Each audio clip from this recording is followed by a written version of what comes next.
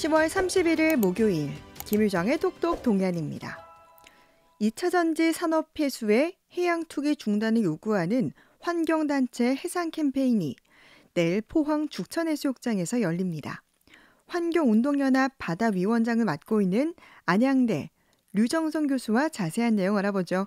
교수님 안녕하세요. 네, 안녕하세요. 네, 류정성입니다. 내일 포항에서 해상 캠페인을 하신다고요? 네, 현재 동해바다 영일만을 오염시키는 2차 전지 산업 폐수가 영일만으로 방류가 되고 있습니다. 그래서 네. 불법적인 그런 해양 투기를 중단하라는 취지로 저희가 해상 캠페인을 기획을 했고요. 네. 장소는 죽천해수욕장 바다에서 전국에서 모인 환경운동연합 바다위원회 회원 약 20여 명이 저희가 고무보트 2대를 띄우고 또 바닷속에서 현수막 그리고 중지하라는 그런 여러 구호가 적힌 글자판을 들고서 보트 위에서 그리고 물속에서 액션을 전개하는 식으로 진행을 할 예정입니다. 네. 포항이 2차 전지 특구로 지정되면서 많은 2차 전지 기업들이 입주해 있는데요. 사실은 2차 전지는 좀 친환경 이미지가 있잖아요. 그런데 네. 어떤 과정에서 이 오염물질인 폐수가 발생되는 건지 좀 설명을 해주시죠. 네, 2차 전지는 이제 에너지를 이제 저장할 수 있는 용량이 크기 때문에 네. 우리가 그런 에너지 저장 측면에서 친환경적인 그런 이미지가 있습니다. 그런데 이제 반면에 이 2차 전지를 만드는 과정에서 여러 가지 오염물질들이 발생하는데요. 네.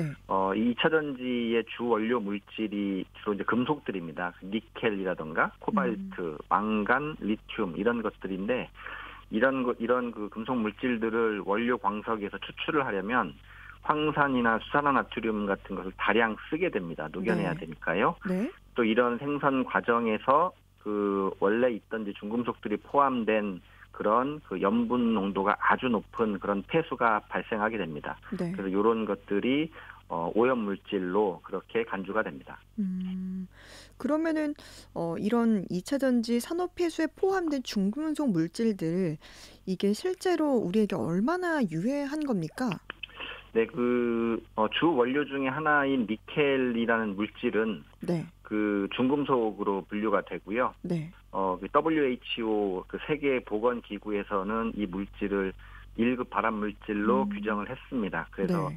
예를 들어서 호흡기로 이게 흡입이 되게 되면 폐암이나 또는 비강암 등을 유발할 수 있는 이제 그런 가능성이 있고요. 네. 이렇게 이제 유해한 물질이기 때문에 환경부에서도 이 수질 기준을 만들어서 관리를 하고 있고요. 네. 그리고 해양수산부 역시 해양환경 기준에서 이 물질을 특별히 관리를 하고 있는 그런 상황입니다. 그러니까 말씀하신 것처럼 이 니켈 같은 경우에는 1급 발암 물질로 정말 심각한 물질인데 이게 해양 생태계에는 그러면 어떤 영향을 미치나요? 이 해양 생태계에 들어가면 역시 인체에도 영향을 주기 때문에 네. 해양 생태계에게도 역시 영향을 주게 됩니다. 그래서 예를 들면은 생물이 직접 이 독성 물질을 받게 되면은 당연히 독성이 발현돼서 네. 행동이 제약을 받는다거나 사망에 이르기도 하고요. 네. 그리고 또 이 염폐수가 또 하나의 문제가 되는데 네. 이 고농도의 그런 염이라는 게 이제 소금기를 말하는 건데 이런 소금기가 고농도로 바다로 들어가게 되면 생물 자체에게 영향을 주기도 하고요. 네. 그리고 외국 연구 사례들을 보면은 바다에서 이 산소가 줄어드는 그런 빈산소 환경을 유발하기도 합니다. 네. 그래서 이런 것들을 방류하거나 할 때는 아주 잘 바다의 특성을 잘 파악을 한 뒤에 적절한 농도와 적절한 양을 또 적절한 장소를 찾아서 그렇게 해서 방류를 해야 되는 거죠. 네. 방금 방류회와 관련된 얘기해 주셨는데 이렇게 2차 전지 공장 폐수에 이런 발암 물질인 오염 물질이 포함되어 있다면 그냥 생각했을 때는 좀 깨끗하게 걸러서 배출하면 될 것 같은데요. 이렇게 하지 않고 그러면 그냥 바다로 흘러보내고 있는 겁니까? 네, 처리는 해서 흘러보내는 걸로는 이제 보여지기는 한데 이제 충분치 않은 거고요. 일단, 우리가 쉽게 생각하면은 이거를 하수처리장으로 보내서 그래서 폐수를 잘 정화하면 되지 않을까 생각할 수 있지만, 네. 이 2차 전지 폐수는 아까 말씀드린 소금기, 염분을 다량으로 함유하고 있습니다. 네. 그러면은 이제 하수처리장으로 이걸 보내게 되면, 네. 하수 처리장에서는 이제 미생물들을 이용해서 분해를 시키거든요. 네. 그런데 우리가 이런 소금기가 많은 폐수를 하수 처리장으로 보내면 이 오염물질 분해하는 미생물들이 다 죽게 됩니다. 그래서 이걸 하수 처리장에서 처리를 할 수가 없거든요. 그래서 별도로 별도로 이제 처리를 해야 되는 이제 그런 상황이고요. 네.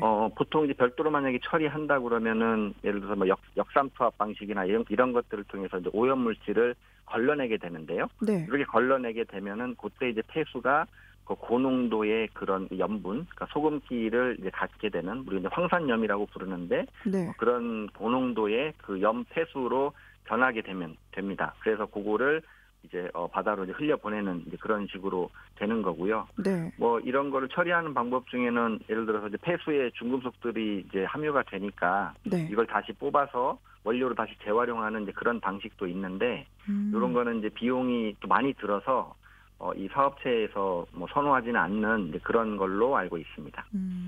그러니까 이 오염물질을 좀 잘 배출하기 위해서도 이렇게 별도의 처리 시설이 필요하다라는 말씀이신데, 그러면 네. 이런 폐수 처리를 업체가 좀 자체적으로 하는 그런 상황인가요? 일단은 그 업체가 자체적으로 일단 해야 되는데 그걸 위해서 이제 정부에서도 이제 수질 기준을 가지고 있죠. 기준에 맞추어서 네. 처리가 되면은 이제 방류를 하면 되는 건데 네. 실제로 이제 환경부에서도 이런 수질 오염 물질을 이제 배출하는 그런 허용 기준을 가지고 있습니다. 네. 물환경관리법에서 가지고 있는데 이때 이 염폐수 안에 들어있는 아까 말씀드린 이제 뭐 리튬이라든지 망간이나 코발트 같은 이런 것들은 그 관리 항목에서 빠져 있고요. 그리고 이제 염폐수에 있는 경우에는 이제 바닷물도 소금물이다 보니까 이 염폐수에 대한 좀 그 자세하고 과학적인 그런 그 기준이 좀 모호한 상태입니다. 그런 기준이 좀 미비해서 네. 그래서 일단은 그런 부분이 그 해양 생태계에 아까 말씀드렸던 그 해양 생태계에 미치는 영향들이 있는데 염폐수가 이 해양 생태계에 미칠 영향들이 현재 기준에는 잘 반영이 되어 있질 않습니다. 미비한 점이 많은데 네. 일단은 이게 이제 해양 특성이 굉장히 복잡하기 때문에 네. 해역별로 상황들이 굉장히 그 다양하게 그 존재해서 이걸 다 반영하려면 수년 이상 시간이 아마 걸릴 것으로 예상이 됩니다. 그러니까 일단 기준이 있긴 하지만 좀 자세하게 관련된 규제가 제대로 좀 갖춰져 있지 않아서 문제인 것 같은데, 네. 그러면은 규제를 좀 마련 중인가요? 일단은 그 규제를 마련을 아까 말씀드렸듯이 마련을 하는 거는 이제 수년 동안 계속 노력을 해온 걸로 보입니다. 네. 환경부하고 해수부가 노력을 해온 걸로 보이는데 이러한 부분들이 그러니까 복잡한 내용들이 너무나 많기 때문에 앞으로도 뭐 제 판단으로는 최소 5년 이상은 걸릴 거라고 그렇게 여겨집니다. 그렇군요. 뭐 쉽진 않겠지만 잘 풀어야 될 것 같고요. 네. 그런데 이렇게 2차 전지 오염폐수 문제가 이게 단지 포항만의 문제는 아니라고요. 네, 그 2차 전지를 이제 뭐 국가산업단지에다가 유치하려고 하는 지자체들이 꽤 있습니다. 네. 그래서 지금도 이제 서해 쪽에서는 이제 새만금에서 이제 추진을 하고 있고요. 그리고 남해 쪽은 이제 광양만, 그리고 이제 동해 쪽에서는 영일만 이렇게 추진을 하고 있어서 이게 우리나라 동해, 서해, 남해 전부 다 해당되는 그런 일이 되는 바람에 지금 이제 전국적인 문제로 되어 있는 상태입니다. 네. 그리고 이제 전기차 산업을 보면 겉으로 봤을 때 좀 친환경적으로 보이지만 이게 개발도상국의 환경을 오염시키는 문제도 갖고 있다라고 하던데, 이건 어떤 부분입니까? 네. 이거는 이제 원료를 채취하는 그 문제인데요. 네. 일단 아까 2차 전지의 원료는 보통 이제 니켈이나 뭐 리튬, 코발트, 망간 같은 것들이 이제 되는데 이걸 채취할 때 그 환경 파괴가 일어날 수밖에 없는 상황입니다.